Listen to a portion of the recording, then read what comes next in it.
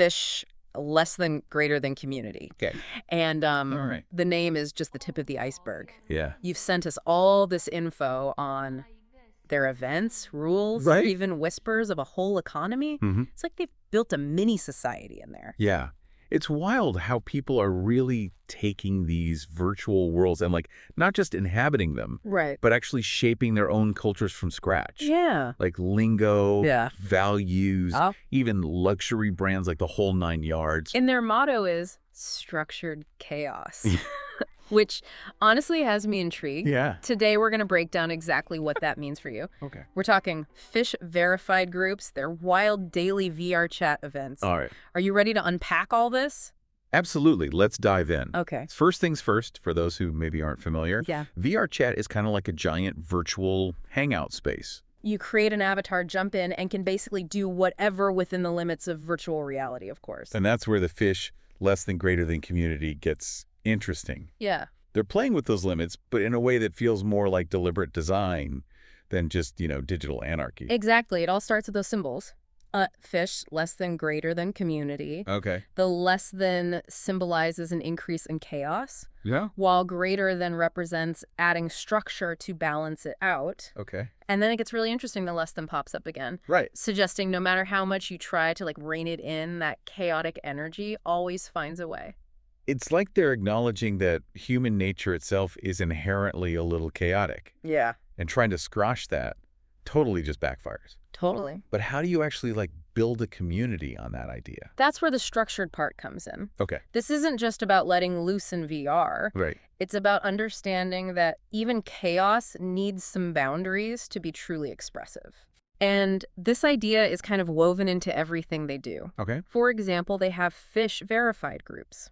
Okay. Think of them as pillars within this larger community. Mm-hmm. Each one has its own leadership, but they all operate under that shared, structured chaos philosophy. Okay, so they've got this overarching philosophy, Right. but then it gets implemented in different ways depending on the specific group. Exactly. I'm guessing those fish verified groups have got to be pretty special to earn that stamp of approval. Yeah. What does it take? It's not just about being popular. You've really got to embody the spirit of the fish, less than greater than community. Okay. That means demonstrating significant contributions to the community, Right. solid leadership, a commitment to keeping things SFW, a Yeah. clear purpose for your group, Mm-hmm. and of course, consistent activity. So they're looking for groups that walk the walk, not just talk the talk. Exactly. Quality over quantity seems to be the name of the game here. You got it. And if you make the cut and become fish verified, the perks are pretty sweet.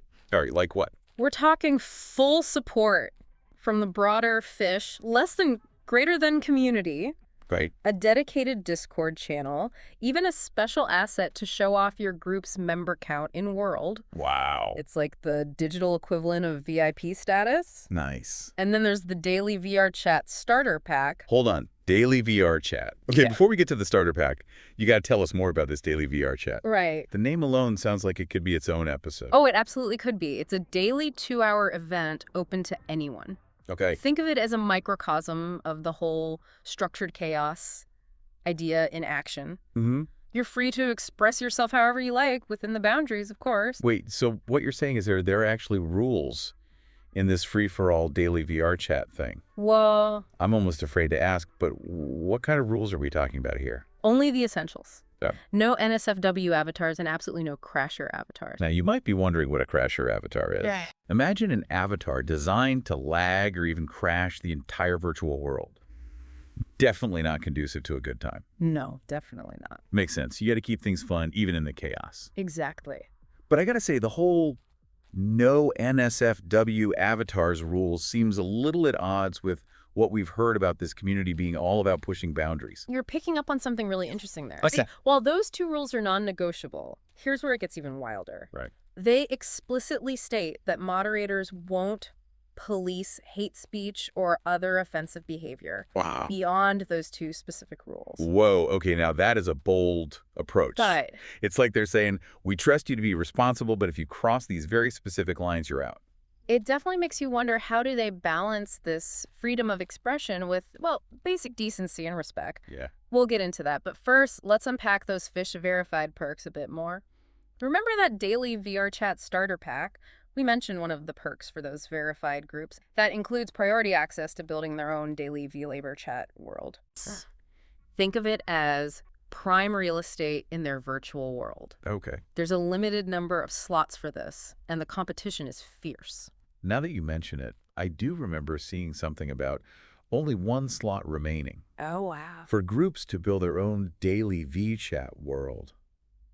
Talk about pressure. Yeah. With so much at stake, how do these fish-verified groups even get started? Well, take a look at some of these fear-verified groups you sent over, like the Cheese Fish, all about rocking those meme avatars. Right. You've got Vapor Fish for the nostalgia buffs, even a Gamble Fish group for those who like to roll the virtual dice. Gamble fish. Yeah. That's amazing. Okay, so there's a ton of variety within this structured chaos. Right. But how does this hands-off moderation approach work in practice, especially with something like hate speech? Seems like things could get out of hand pretty quickly. That's the million-dollar question, right? Yeah. While they don't actively police hate speech, that doesn't mean it's a free-for-all. Okay. Remember those fish-verified groups? They're a huge part of how the fish, greater than community, self-regulates. Okay, so it's like a built-in quality control system. Exactly. By empowering those groups who truly embody the community's values, they're creating a framework for positive behavior without having to constantly police every single interaction. It's a fascinating approach, really. Yeah. They're essentially betting on the community's ability to self-govern, Right. to establish norms and expectations that go beyond a simple rulebook. Interesting. And you know what's even more interesting? This concept of self-regulation even extends to the creation of virtual goods. Wait, virtual goods? Are we talking about like in-game items and stuff? You bet. They have this whole system, and get this, it even has its own luxury brand Okay. called Luxury Trash. Hold on. Luxury trash. I am not even going to try and guess what that's all about. Uh-huh. You're going to have to break this one down for Okay, me. imagine this. You're in VRChat, right? Okay. And you stumble upon this virtual storefront owned by, get this, the Zever, the very same person who created the entire Feshish less than greater than community. Oh, wow. And they're selling these virtual items, but with this tongue-in-cheek luxury spin. Okay. We're talking a luxury cube made of like 5 polygons Why? and a luxury pipe with the most over-the-top sound effects you've ever heard. So the mastermind behind this whole structured chaos philosophy is also the one selling virtual luxury trash? Yeah. That's hilarious. It's pretty wild, right? Yeah. But here's where it gets really interesting. Okay. What if this luxury trash isn't just about humor? What if it's actually a clever commentary on consumerism in virtual spaces, or even a way to fund community projects? Okay, that is a really interesting thought. Like maybe those who buy into the luxury trash are signaling that they get the joke that they're in on the irony. Yeah. It's like a badge of honor for those who understand the community's unique sense of humor. Exactly. Or maybe those purchases are a way for members to directly support the community's growth and development. It's like crowdfunding, but with a side of virtual luxury irony. This whole thing is blowing my mind. It's like they've gamified community building and support. Yeah. But before we spiral too far down the rabbit hole of luxury trash, we've got to talk about rosefish. Right. From what I understand, these are the creative geniuses behind a lot of the community's content, right? Absolutely. Rosefish is all about content creation, but not just any content. Okay. It has to be usable by the whole community. Okay. Avatars, worlds, 3D models, scripts, even music and art. Wow, so it's like they're building a shared creative ecosystem where everyone benefits from each other's talents. Exactly. And they've got a unique system for deciding what gets included, too. Okay, how so? It's a voting system on their Discord where all the Rosefish members get a say. Okay. Only creations that get a yes vote from over 60% of the members make it into the official collection. It's like a democratic process for curating content. That's pretty cool. And where can people find all this awesome content? They have a dedicated world called Rose greater than avatars. Okay. Think of it as a massive distribution hub for all things rosefish. Yeah. But what's really intriguing are the rosefish avatar guidelines themselves. Okay, what's so special about these avatar guidelines? We've already talked about how the fish, less than greater than community, seems to have a pretty relaxed approach to NSFW content. So I'm curious to see how that plays out in their creative guidelines. It's a delicate dance, for sure. They explicitly allow for skimpy clothing, Right. but with the caveat that it has to be used in a non-sexual manner. So they're encouraging creative expression, but also drawing a line in the sand, so to speak. Yeah, It's that structured chaos, again, finding the balance between freedom and responsibility. exactly. But what really caught my eye is their stance on parody avatars. Parody avatars, really. What's the story there? It seems like a recipe for disaster, especially given how seriously some folks take their avatars and virtual identities. Right. But remember, this community is all about embracing the unexpected. They actually encourage avatars that would be considered disruptive or even malicious elsewhere, as long as the intention is clearly comedic. Think flashing lights, obnoxious sounds, stuff that would get you kicked out of other spaces is celebrated here for its sheer absurdity. So it's like they've created a safe space for digital jesters, those who find humor in pushing the boundaries of what's considered acceptable in a virtual world.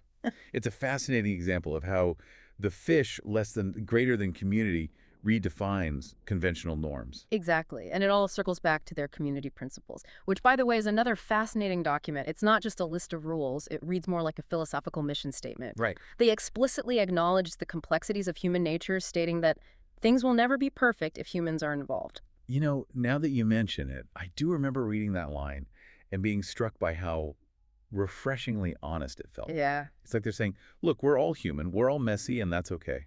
It's a level of self-awareness you don't often see, especially in online communities, which often strive for this idealized sense of harmony. Right. But the VRCHAT, less than greater than community, leans into the messiness, acknowledging that cultural differences, communication barriers, even variations in mental capacity all contribute to the richness and, yes, the chaos of human interaction. And despite all that, or maybe even because of it, they've managed to create this thriving, dynamic community. It really makes you think, what if more communities, both online and offline, adopted this radical acceptance?